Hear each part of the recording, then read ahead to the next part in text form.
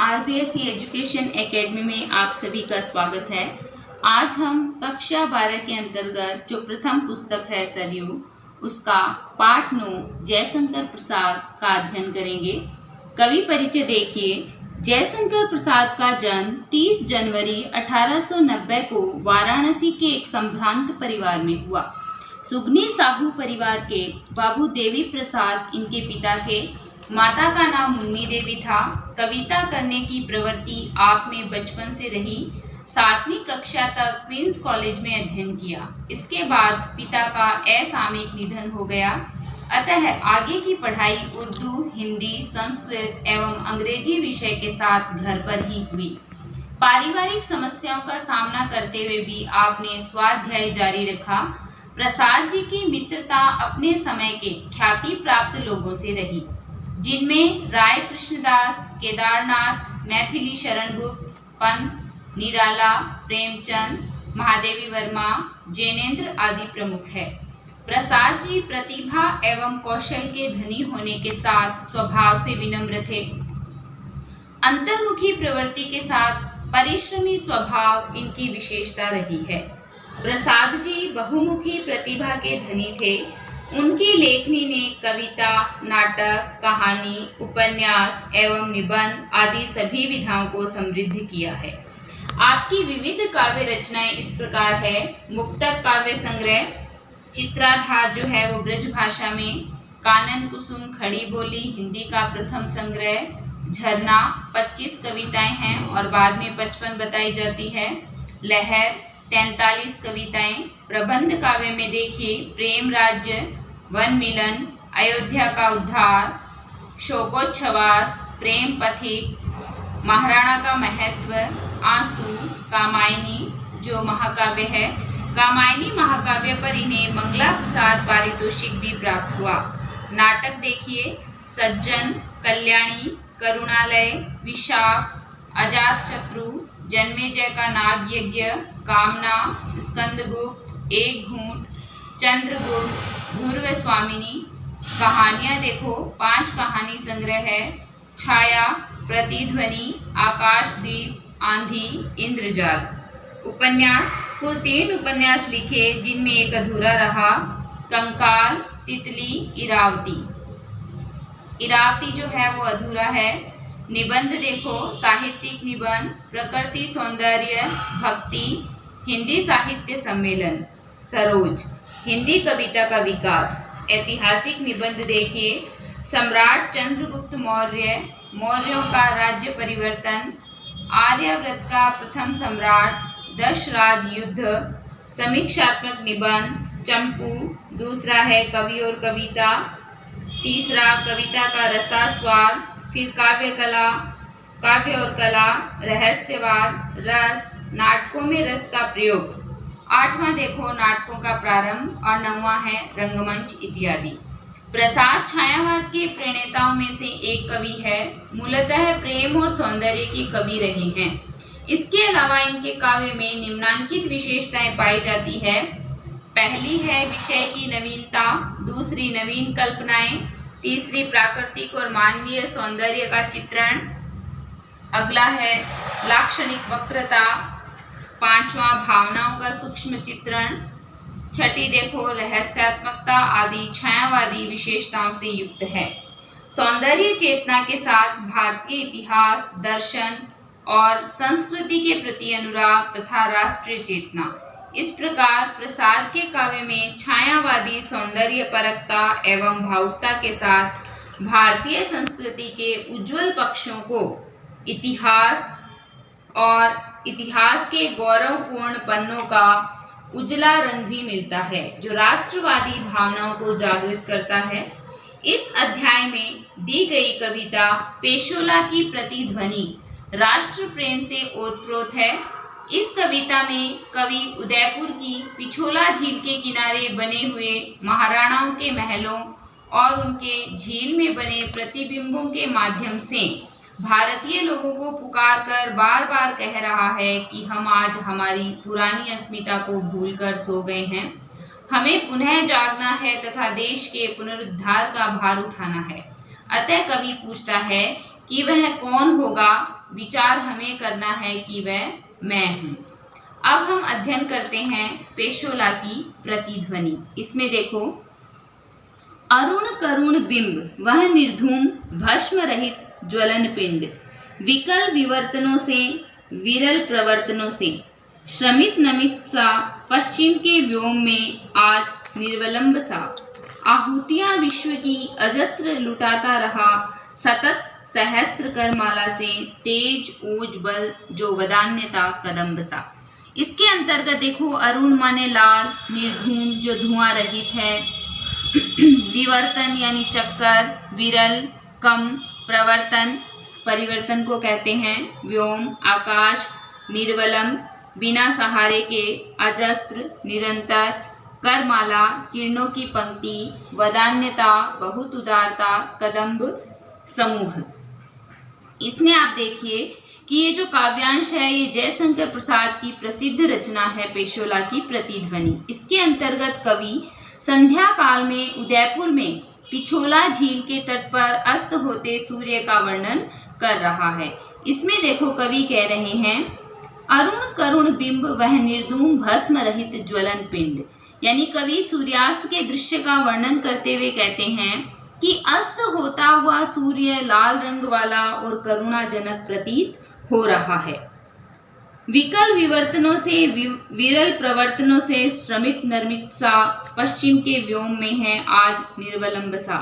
आगे वो ये कह रहे हैं कि सूर्य का वह लाल गोला है, वह धूम रहित है, राख रहित है, दहकते पिंड जैसा प्रतीत हो रहा है और अनगिनत बार गगन के चक्कर लगाने और थोड़े से ही प्रयासों से कुछ थकित विनित सा लगने वाला वह सूर्य पश्चिम आकाश में उस समय निराधार सा लटका हुआ प्रतीत हो रहा है।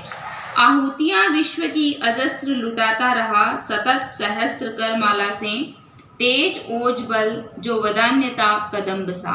आगे कहते हैं कि जो अपनी हजारों किरणों से सारे संसार को एक ओज और बल का दान करते हुए कदम्ब सा दानशील और उदारता का भरा भंडार सा क्या हो रहा है, प्रतीत हो रहा है।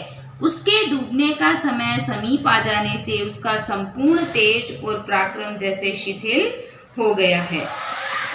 आगे देखो, पेशोला की उर्मियां है शांत घनी छाया में, तट तरु है चित्रित तरल चित्र सारी में, झोंपड़े खड़े हैं बने शिल्प के विषाद के दग्ध अवसाद से, धूसर जलद खंड झटक पड़े हैं जैसे विजन अनंत में, कालीमा बिखरती है संध्या के कलंक सी, दुंदुभि मृदंग तुर्य शांत सब मौन है,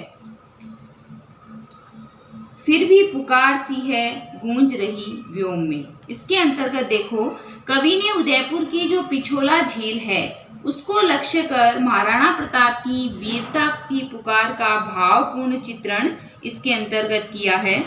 कवि कहता है, पेशोला की उर्मियां है शांत घनी छाया में, कि आज भी पिछोला झील की तरंगे अत्यंत शांत है, वहां चारों ओर पेड़ों की घनी छाया है। तट तरु है चित्रित तरल चित्र सारी में, यानी झील तट के किनारे जो पेड़ लगे हुए हैं उसके चित्र झील में साफ साफ दिखाई दे रहे हैं, जिससे तरल चित्रशाला सी प्रतीत हो रही है। झोंपड़े खड़े हैं बने शिल्प के विषाद के दग्ध अवसाद से। आगे वो ये कह रहे हैं कि पिछोला झील के तट पर कुछ पुराने झोंपड़े खड़े हैं जो प्रतंत्रता रूपी दुख से झुलसे हुए और निराशा के प्रतिरूप है। धूसर जलद खंड झटक पड़े हैं जैसे विजन अनंत में। आगे कवि कह रहे हैं कि जैसे आकाश में धुंधले बादलों के टुकड़े इधर उधर भटकते रहते हैं। आगे कह रहे हैं कि अनंत आकाश की तरह उस निर्जन प्रदेश में संध्या काल का युद्ध आरंभ का अंधेरा कलंक की तरह बिखरा हुआ है। ये है कालीमा बिखरती है संध्या के कलंक सी, यानी इसके अंतर्गत क्या कहा गया है कि संध्या काल का युद्ध आरंभ का अंधेरा कलंक की तरह बिखरा हुआ है। दुंदुभि मृदंग तुर्य शांत सब मौन है, फिर भी पुकार सी है गूंज रही व्योम में।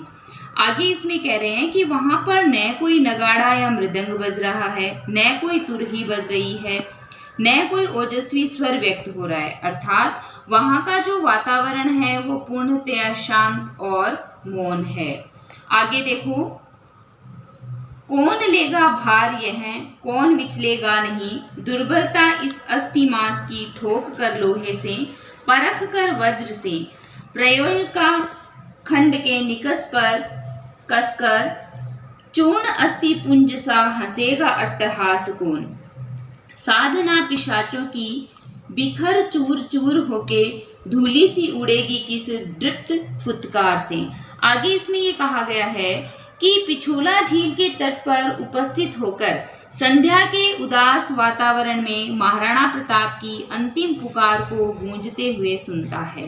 तो इसमें देखो कि यह पुकार अंतिम श्वास लेते देशभक्त महाराणा प्रताप की जो भावनाएं हैं उसकी गूंज की है, और उसी घटना को लक्ष्य करते हुए महाराणा प्रताप ये चाहते हैं कि मेरे बाद कौन उत्तराधिकारी आगे आएगा जो स्वतंत्रता के लिए उनके बाद निरंतर संघर्ष करने का दायित्व स्वीकार कर सके। वह उत्तराधिकार प्राप्ति की आकांक्षा वाला व्यक्ति कठिन से कठिन परिस्थितियों में भी स्थिर रह सके। कोई ऐसा भावी जो उत्तराधिकारी है वह कब सामने आएगा जो शत्रुओं का प्रहार भी सहन कर सकेगा, कष्टों को भी भोग सकेगा, और जो कसौटी है परिस्थितियों की उस पर भी खरा उतर सकेगा। निर्भीक और जो गौरवपूर्ण हुंकार से अन्याय करने वाले शासकों के हैं वो कब समाप्त होंगे। तो आज महाराणा प्रताप की जो दर्प युक्त फुत्कार कहाँ है, जो इन शत्रुओं रूपी पिशाचों की साधना को चूर्ण करके धूली की भांति उड़ा सके। यानी कवि इसमें कह रहा है कि दूसरा महाराणा प्रताप है वो कब पैदा होगा और किसके अंदर पैदा होगा। कौन लेगा भार यह, जीवित है कौन, सांस चलती है किसकी, कहता है कौन, ऊंची छाती कर मैं हूँ मेवाड़ में, अरावली श्रृंग सा समुन्नत सिर किसका, बोलो कोई बोलो अरे क्या तुम सब मृत हो। आगे ये कहते हैं, कवि कह रहे हैं कि मैं आपको बता रहा हूँ कि आज भी पिछोला झील से यह प्रतिध्वनि आ रही है कि कौन ऐसा पराक्रमी व्यक्ति है जो महाराणा प्रताप की स्वातंत्र्य भावना का भार ग्रहण करेगा। कौन ऐसा जीवंत व्यक्ति है और किसकी सांस में जीवनी शक्ति है। कौन सीना तान कर कह सके कि मैं मेवाड़ में अभी भी हूँ, मैं इसके भार को ग्रहण करूँगा और इसके जो प्राचीन गौरव की महाराणा प्रताप की तरह रक्षा करूँगा। कवि देशवासियों को लक्ष्य कर बतलाता है कि अभी भी पिछोला झील हमें महाराणा प्रताप की प्रतिज्ञा का तथा स्वातंत्र्य भावना का संदेश दे रही है। वह अब भी कह रही है कि अरावली पर्वतमाला के शिखरों की भांति किसका ऊंचा सिर है, अर्थात कौन महाराणा प्रताप की तरह स्वाभिमानी होगा। कोई तो बोलो, क्या तुम सब मर गए हो, मेरे स्वर का कोई तो उत्तर दो। यानी कवि कह रहा है कि मैं जो बात आपको बता रहा हूँ उसका कोई न कोई व्यक्ति तो उत्तर हो दो। आप ऐसे मृत के समान हो गए हो जैसे आपको कुछ सुनाई ही नहीं देता। आह इस खेवा की कौन थामता है पतवार, ऐसे अंधड़ में अंधकार पारावार गहन नियति सा, उमड़ रहा है ज्योति रेखा हीन क्षुब्ध हो, खींच ले चला है घाल धीवर अनंत में। सांस सफरी सी अटकी है किसकी आशा में, आज भी पेशोला के तरल जल मंडलों में वही शब्द घूमता सा गूंजता विकल है, किंतु वह ध्वनि कहाँ, गौरव सी काया पड़ी माया है प्रताप की, वही मेवाड़ किंतु आज प्रतिध्वनि कहाँ है। यानी इसके अंतर्गत कवि कहता है अपना दुख व्यक्त करते हुए कि आज महाराणा प्रताप का वह ओजस्वी स्वर नहीं रहा, आज उन जैसा जो स्वतंत्रता का रक्षक है वह नहीं रहा।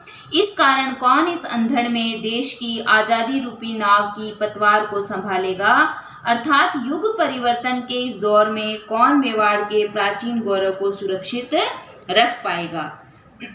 आज सर्वत्र निराशा रूपी अंधकार का समुद्र विधाता के गंभीर सृजन जैसा दिखाई दे रहा है। इसमें प्रकाश की किरणों का नितांत अभाव है। आशा उल्लास के अभाव में इससे जनजीवन अति क्षुब्ध एवं बेचैन हो गया है, अर्थात यह निराशा रूपी अंधकार जो है वो सर्वत्र उमड़ रहा है। कवि कहता है कि समय रूपी नाविक मेवाड़ के उस गौरवपूर्ण ऐतिहासिक परिवेश या क्षण को खींचकर ले जा चुका है, अनंत में विलीन हो चुका है। फिर भी हमारी जो सांस है उस ओजस्वी वीर घोषणा या वाणी को सुनने के लिए मछली की सांस की तरह अटकी हुई है। आज सदियां बीत चुकी है, तब भी पिछोला झील की चंचल तरंगों एवं जलावर्तों में महाराणा प्रताप की वही ओजस्वी वाणी निरंतर प्रतिध्वनित हो रही है।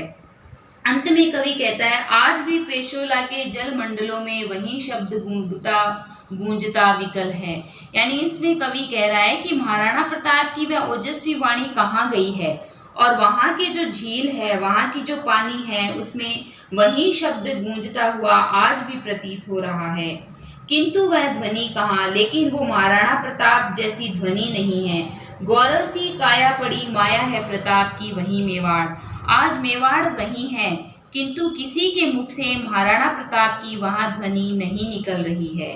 किंतु आज प्रतिध्वनि कहाँ है, यानी जैसे महाराणा प्रताप की गूंज थी, वैसी गूंज आज वहाँ पर नहीं है, और यह बड़े ही दुख की बात है। आज हमने देखो पेशोला की प्रतिध्वनि का अध्ययन किया। कल हम अपने नए वीडियो के साथ आपके समक्ष फिर उपस्थित होंगे। तब तक के लिए धन्यवाद।